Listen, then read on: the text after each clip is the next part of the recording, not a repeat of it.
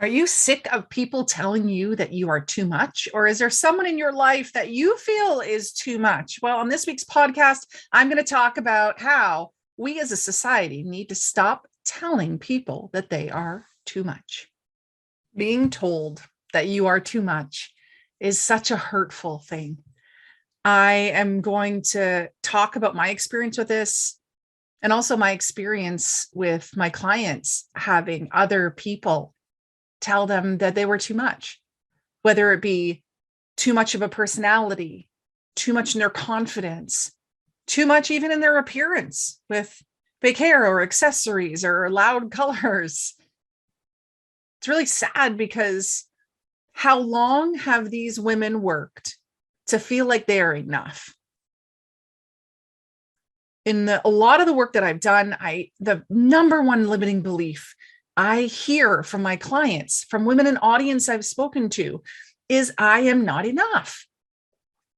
And then it comes into I'm not worthy of these things. And then they limit themselves and they self-sacrifice and they work harder and they give where they shouldn't be giving to people who don't deserve it because they're trying to be enough to other people. And so then we have this issue that when they finally come to that place of feeling confident and getting into their skills and their talents and really living fully as who they are, being truly themselves, and other people come across and say, you're wrong. Who you are is absolutely too much. Therefore, you are wrong as a person. It truly sucks. And I'm really annoyed about it.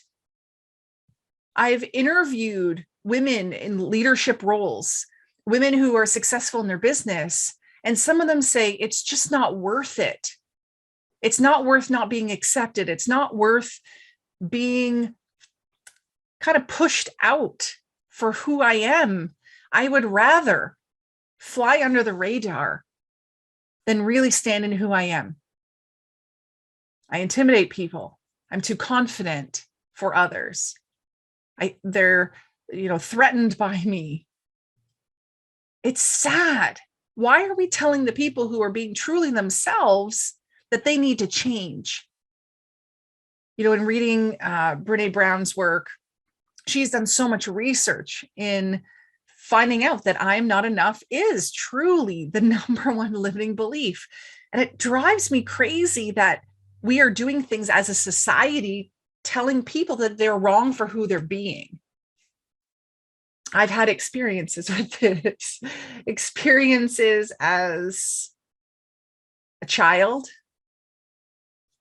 having too much charisma, too much excitement and energy for things at school, for sports. I didn't always want to do things and didn't always want to be there, but I always did my best. I've had this happen in church settings, in business settings. It's so confusing when I have some people telling me that I'm amazing. And this is the same that the leaders and the women I work with face.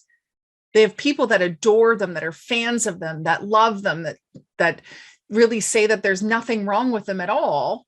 And then there's other people that say that they're too much.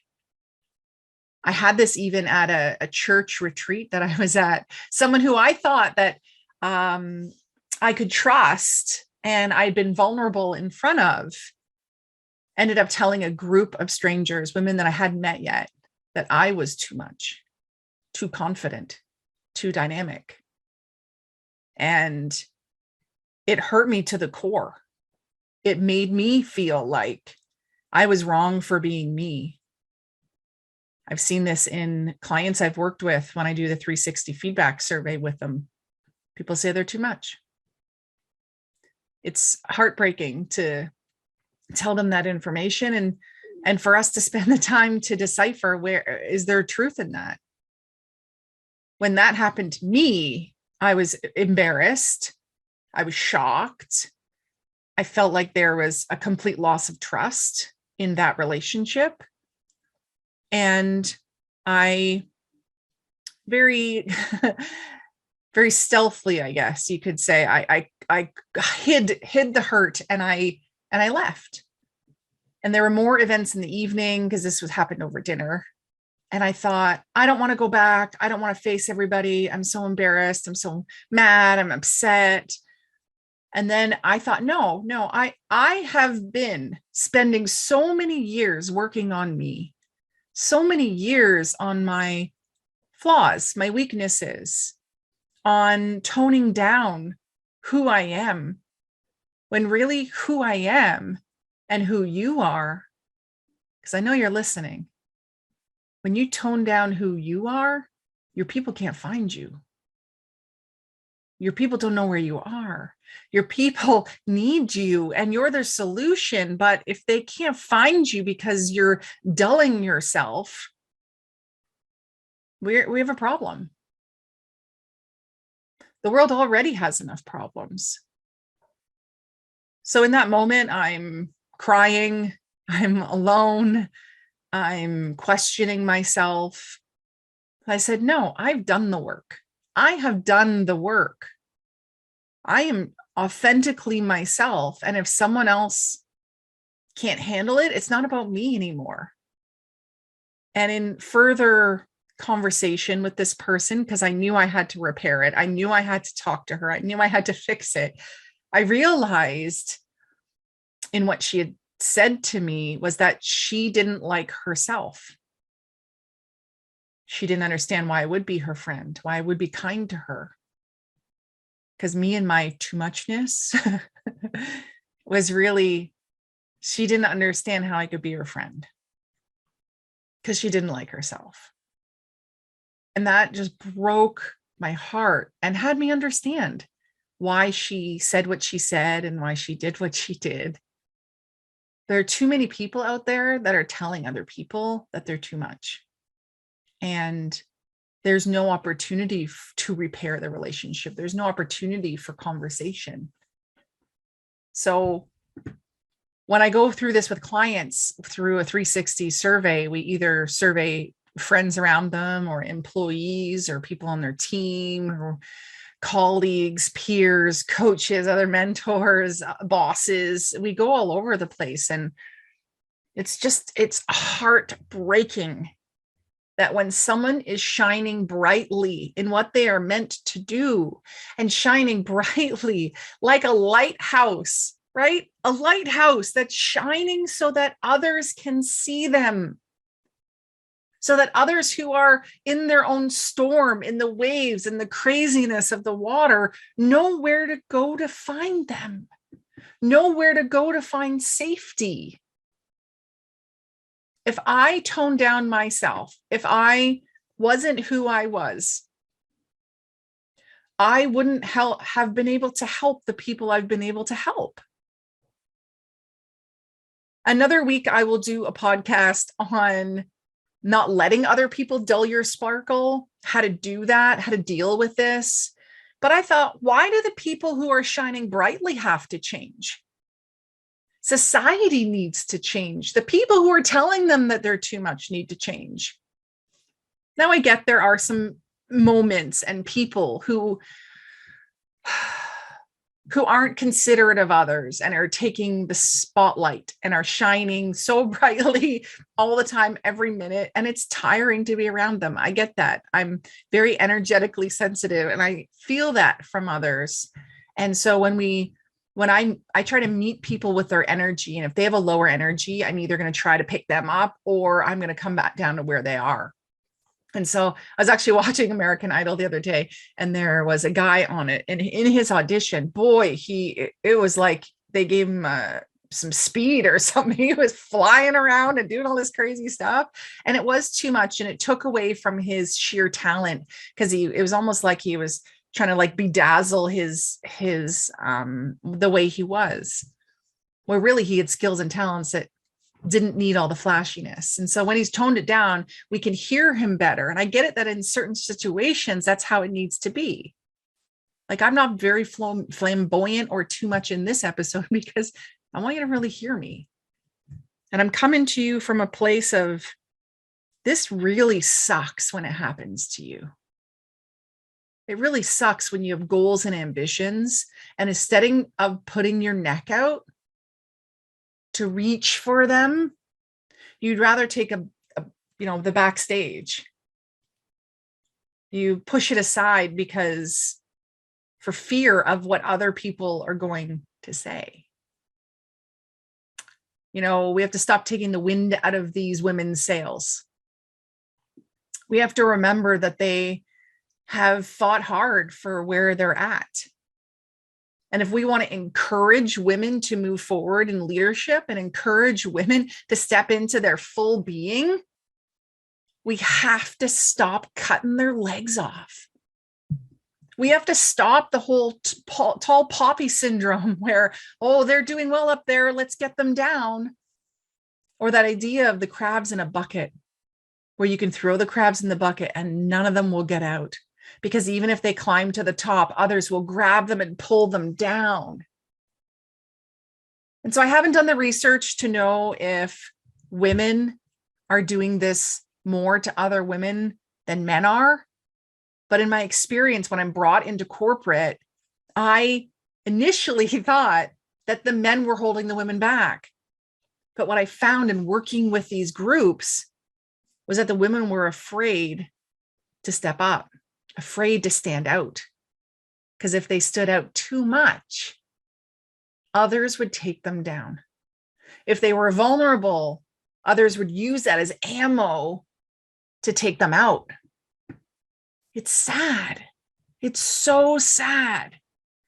So I encourage you, if someone in your life is too much, and as I said, I get that there are moments and situations and certain people who haven't done the work and they're inconsiderate and they're too much, then can we, instead of cutting them down and telling them they're wrong for who they're being, can we change our choice of words here? May I suggest, instead, we tell them about the qualities we do like in them.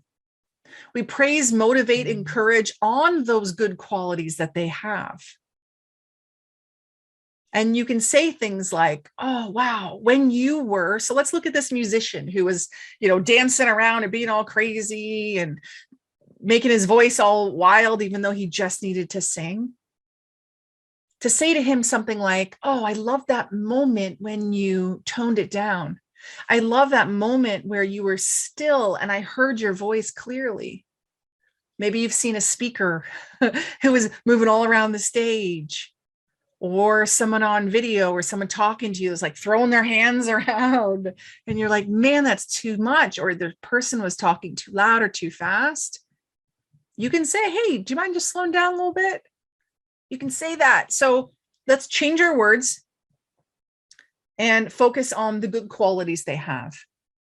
Let's change our words and talk to them about the way we'd love to see them or the moments that we want them to recreate. Let's be encouragers rather than discouragers. Because I'll tell you, in the women I talk to, they could be lifted up with 10 amazing compliments. But when one person tells them they're too much, it negates everything that's been said. And so instead of saying that someone's too much, how about you look instead to what it is about them that's too much for you and bring it back to yourself? Like that situation I was in where I was able to have the conversation, I realized that it wasn't about me. Yes, what I did was triggering it, but it was her lack of love of self that caused her to say that about me. I know that sometimes in my life when I've been low, I definitely didn't want to be around someone that was uber positive and loving life and successful and all that. I get that, but that's on me. I had to manage myself and move myself into a position where I could work on me instead of cutting someone else down. So I encourage you, when you are looking at social media or meeting people, or there's other moments in your life, that you think about what you say if you have told people before that they're too much. And if you hear others saying it, that you call them out on it. And if you are a woman who is feeling this, is feeling like I need to just be in the shadows a little bit more, I need to fly under the radar, I don't put my neck out because I don't want to get cut down. If you're that person, then we need to have a conversation. I want to be there to support you through it. And it's not about you. It's not about you. If you've done the work, it's not about you. So in future episode, I will talk about how to have people not dull your sparkle, what you can do in order to deal in those situations. Well, I feel better after talking about this. I hope that you have heard yourself somewhere in this and that it's supportive of you and that you go out there and definitely don't dull your sparkle. Shine like the lighthouse you were meant to shine like, so that your people can find you, whether it be your customers or your friends or even a love interest. You deserve the ability to be yourself, your true self, your full self, without anyone telling you that you're too much. Thank you so much for listening. Whew, that was a doozy. If you like that I got real today, that I shared some stories or whatever it may be, please write us a comment. If you haven't hit subscribe yet, please do, and share this with a friend, especially with a friend that you feel needs to hear this message, maybe someone who can relate. And if you are a leader and you're thinking, oh man, I want to be a more valuable leader, I do have 5 how to be a more valuable leader audit sessions that I'm gifting. All you need to do is email team@dianerolston.com and say, I'd like a leadership audit, please. And if you are one of the first 5, then my team will email you back with an opportunity to work with me for free. My gift, complimentary to you. So until next week, everyone, stay dynamic. Bye.